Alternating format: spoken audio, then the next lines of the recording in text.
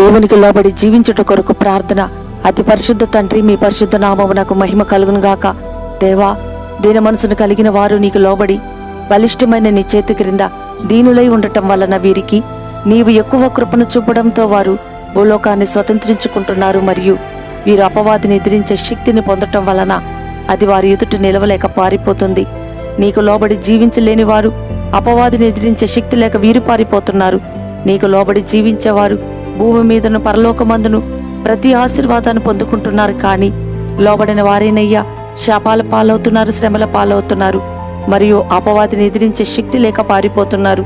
తండ్రి, మాకు సౌభాగ్యాన్ని, సంతోషాన్ని తెచ్చిపెట్టేది నీకు లోబడి జీవించడం వలననే. కావున మేము శక్తిమంతులము, శ్రీమంతులను అగునట్లు నీకు లోబడి జీవించే జీవితాన్ని మాకు ప్రసాదించమని ప్రభువైన యేసుక్రీస్తు నామమున ఈ మనవిని అతి వినయంగా వేడుకుంటున్నాము మా ప్రియ పరలోకపు తండ్రి. ఆమేన్.